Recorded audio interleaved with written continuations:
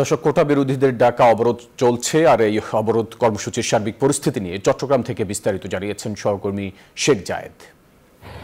চট্টগ্রামে complete shutdown কর্মসূচির সকাল থেকে আমরা তেমন কোনো বিশৃঙ্খল পরিস্থিতি দেখতে পাইনি, তবে চট্টগ্রামের নতুন ব্রিজ এলাকায় সংঘর্ষের খবর পেয়েছি আমরা। এছাড়া গোটা চট্টগ্রাম শহর জুড়ে আইনশৃঙ্খলা বাহিনীর সদস্যরা কিন্তু সক্রিয় আছেন। 3 প্লাটুন বিজিবি মোতায়েন করা হয়েছে, পুলিশের সদস্যরা আছেন।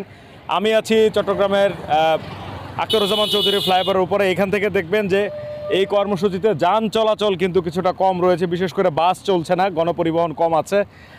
সিএনজি চালিত অটোরিকশাও ব্যক্তিগত যানবাহন চলাচল করছে। ফ্লাইওভারের উপরে যেরকম আপনারা দেখবেন, নিচে যদি আমরা একটু দেখানোর চেষ্টা করি, নিচেও দেখবেন যে যানবাহনের কিন্তু উপস্থিতি কম রয়েছে।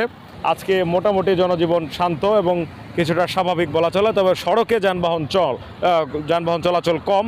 খামেরা তো দাগ হয় কিভাবে? এই যে ভাবি, দাগও যাবে রাগও যাবে, নিন চাকা সুপার হোয়াইট।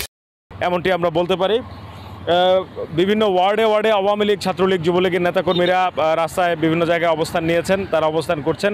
তবে ব্যস্ততম এই যে এমন দিনে বৃহস্পতিবারে যেরকম গাড়ির চাপ থাকার কথা সড়কে, তেমন চাপ কিন্তু এই মুহূর্তে আমরা এখানে দেখতে পাচ্ছি না।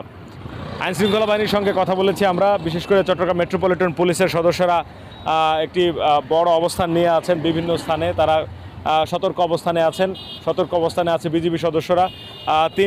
8 প্লাটুন বিজিবি মোতায়েন করা হয়েছে, যেরকম সেমনি আমরা 3টি রায়ট কার সহ তাদেরকে চট্টগ্রাম শহরে বিভিন্ন জায়গায় টহল দিতে দেখেছি। বিশেষ করে চট্টগ্রাম শহরের প্রবেশ মুখগুলো যেগুলো রয়েছে, চট্টগ্রামের সিটি গেট এলাকা, অক্সিজেন, কালুরঘাট সেতু এলাকা এবং চট্টগ্রামের এই যে শাহ আমানত সেতু এলাকা আছে, উভয় প্রান্তেই কিন্তু আইনশৃঙ্খলা বাহিনীর কড়া অবস্থান রয়েছে।